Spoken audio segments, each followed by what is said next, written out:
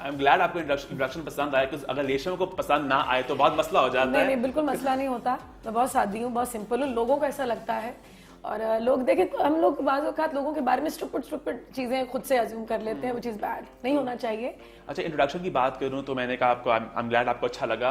तो जब रिसेंटली एक अवार्ड हुए थे, रिसेंटली तो नहीं, कुछ साल पहले एक एक्टर ने आपको इंट्रोडक्शन दिया था जो आपको इतना पसंद नहीं आया, आपका थोड़ा दिल दुखा था। Do you want to share with the viewers exactly? Moment वो एक्चुअली अवार्ड्स थे कराची में, और मैं अवार्ड में बहुत कम जाती हूँ, तो उसमें मैंने अपने ही उस्ताद को ट्रिब्यूट देना था, सैयद नूर साहब को। तो अच्छा, मैं बैक स्टेज में थोड़ा एक्सपेक्ट कर रही थी कि शायद जो मैंने काम किया है फिल्मों में, और जो मेरा नाम टेलीविजन के हवाले से, मॉडलिंग के हवाले से कहेंगे कि अच्छी एक्ट्रेस है, टीवी के हवाले से बात करेंगे, एक इंट्रोडक्शन होता है। देखें, दुनिया में कोई भी चीज़ इतनी बड़ी नहीं होती जितना उसे अल्फाज बना दे देते हैं। तो वो मैं खैर, उन्होंने मेरा बहुत ही छोटा सा मामूली सा इंट्रो कराया, क्योंकि मेरी इस नाम के पीछे एक स्ट्रगल है। I have struggled a lot. लोगों को पता है कि मैंने 23-24 ईयर स्ट्रगल की है। मैंने जीरो से काम किया, मैंने 300 रुपीज से अपना करियर शुरू किया, और आज मैं आप लोगों के सामने हूँ। तो इस नाम के पीछे बहुत ज्यादा मेहनत जो है दरकार होती है, और बहुत ज्यादा स्ट्रगल होती है। तो खैर, वो मैंने परफॉर्मेंस दी, और मैं आई वॉज हर्ट। मैंने कहा इन्होंने कैसा मेरा इंट्रोडक्शन कराया है। हालांकि मैं उन एक्टर के साथ काम कर चुकी थी अश्क में, और वो इंट्रो मेरा जो कराया था वो फवाद खान ने कराया था, और मुझे पर्सनली बहुत पसंद है, मेरे फेवरेट एक्टर हैं।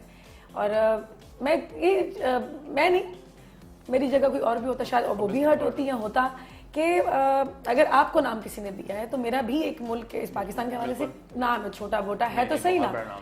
तो जब किसी को आप इंट्रोडक्शन दें उसका, तो उसके काम की बात जरूर करें कि उसने ये चीज़ की है। बिल्कुल ऐसे ही है। अच्छा, अवार्ड्स की बात की थी आपने, अब अवार्ड्स में क्यों नजर नहीं आती? इतने अवार्ड्स हो रहे हैं, अब तो लेफ्ट राइट अवार्ड्स ही हो रहे हैं। मोमिन, एक तो जाओ और इतना तैयार हो के बन संवर के आप जाओ, ऊपर से एक लाइन में लगो, फिर आप ढूंढो कि मेरी सीट कौन सी है, मुझे कहीं पीछे तो नहीं बिठा दिया। देखें, जो भी एक्टर जाता है, जिनके पीछे एक नाम है, और जिनके पीछे वही बात करूंगी, एक स्ट्रगल है इतनी ज्यादा, तो आप आधी से ज्यादा जिंदगी स्ट्रगल करें, नाम बनाएं, तो आपको वो अपनी मर्जी से कह दें कि वो 3rd रो में जाके बैठे हैं, 2nd में बैठे हैं। हालांकि मुझे कहते हैं कि नहीं, आपको 1st रो में बिठाया जाएगा, लेकिन मैं ना डरती हूँ, मुझे कि मैं इन लोगों के जो रवैये हैं, आप इस जिस दौर में हम सांस ले रहे हैं ना, ये बहुत ही मुश्किल दौर है, नफ्सा नफ्सी का दौर है, और जिसकी गुड्डी चढ़ी हुई है उसको वो ज्यादा प्रोटोकॉल मिलेगा। और जिन लोगों ने मतलब देखें, वक्त आता जाता लोग, मेरा जो एरा था 90s का एरा जो था, मैं कहती हूँ कि 90s was the best era मतलब ऑफ लॉलीवुड, ठीक है ना। तो अब जो इस दौर में जिन लोगों की फिल्में बनी, मैं उनकी रिस्पेक्ट करती हूँ कि उनको बिठाएं, लेकिन आप दुनिया में देखें, आप हॉलीवुड में देखें, आप बॉलीवुड में देखें कि अपने सीनियर्स को किस कदर रिस्पेक्ट देते हैं, किस कदर प्यार देते हैं। 2nd रो में उनके जो नए आर्टिस्ट वो बैठे होते हैं, 1st रो में जो लोग बैठे होते हैं वो तमाम सीनियर्स होते हैं। बदर खलील साहिबा वाज वेरी ऑफेंडेड जब याद है अवार्ड्स में हुआ था कुछ बात सीट का, तो उन्होंने इंडस्ट्री छोड़ दी, जो बहुत बड़ा लॉस है इंडस्ट्री के लिए। मैं कहती बहुत बड़ा लॉस है, लोगों को यहाँ पे इस चीज की कदर नहीं है। सीट का इशू हुआ था, उन्हें सीट का इशू था, क्योंकि उनको कहीं कहा गया। आप ये तो देखें कि बदर खलील एक ऐसा नाम है, और उनके हस्बैंड ने वो ड्रामा बनाया जो कि आपके हमसाया मुल्क में हर एक की जबान पर है, तन्हाइयां। बिल्कुल ऐसे। तो हम लोग ना ये बस जो मौजूदा दौर है, और जिसकी गुड्डी चढ़ी हुई है, जिसका नाम है, तो बस उसको सलाम है। बाकी जो लोग हैं वो तो मेरे ख्याल में कुछ अहमियत ही नहीं रखते। थोड़ा माहौल थोड़ा सीरियस हो गया।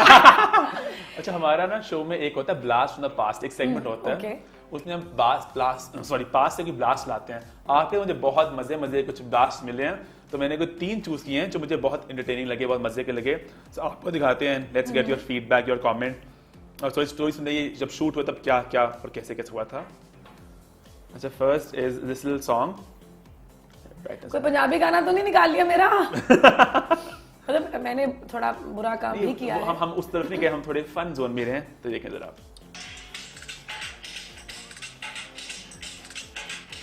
अरे बड़ा रिवीलिंग गाना था। ये गवाल मंडी में एक छत पे पिक्चराइज हुआ था। क्या इसमें तो अच्छा, संगीता आपी जो है ना, वो हमेशा चाहती है कि उनकी जो एक्ट्रेसेस हैं वो बहुत रिवीलिंग कपड़े पहने।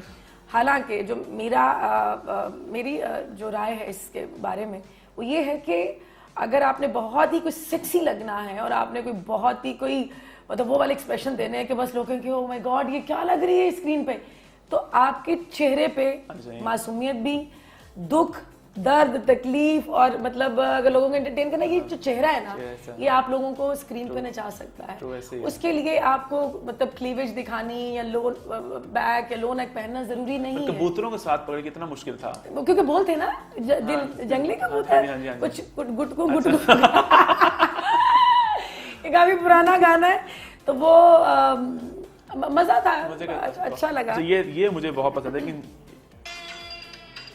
ये कहाँ पीसी के उधर आप उधर एस्केलेटर पे ये हमारे मसूद भट्ट साहब कपड़े बहुत प्यारे हैं, इसमें बहुत मजे का आउटफिट है। आउटफिट आपको यही लगेगा, पंजाबी गानों में भी मैं अपना वो जो एक स्टाइल था ना, वो मैं उसको रखती थी कि चलो एक गाना ऐसा मिल गया है, क्योंकि करना भी ये वो दौर था मोमेंट जिसमें मुझे फिल्में नहीं मिल रही थी, क्योंकि जीवा से उर्दू इंडस्ट्री रिवाइव हुई और चूड़ियां से पंजाबी रिवाइव हो गई।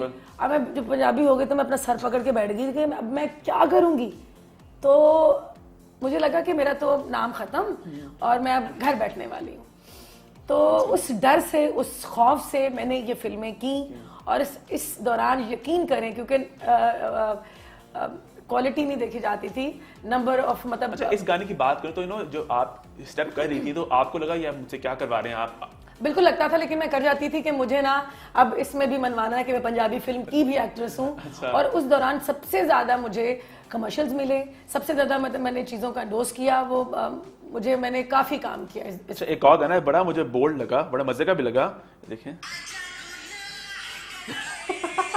आजा गुनाह कर, शान और मैं।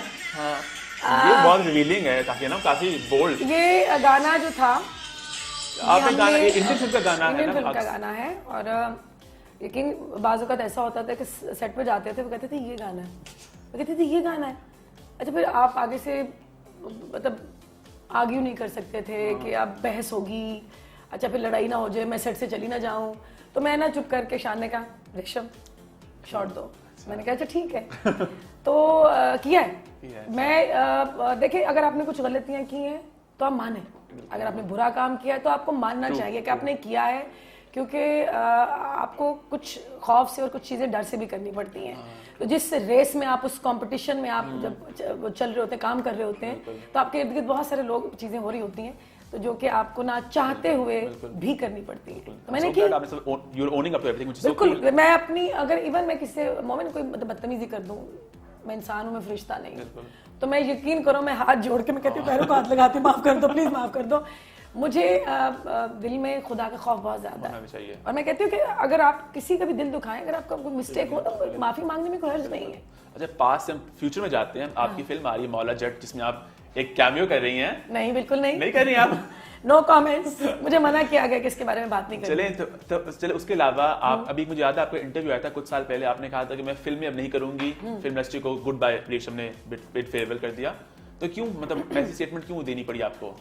मोमिन, मैंने ये जो आपने मुझे क्लिप्स दिखाया ना, ये काम था, ये वजह थी, ये रीजन थी कि मुझे इंडस्ट्री से किनारा कशी करनी पड़ी।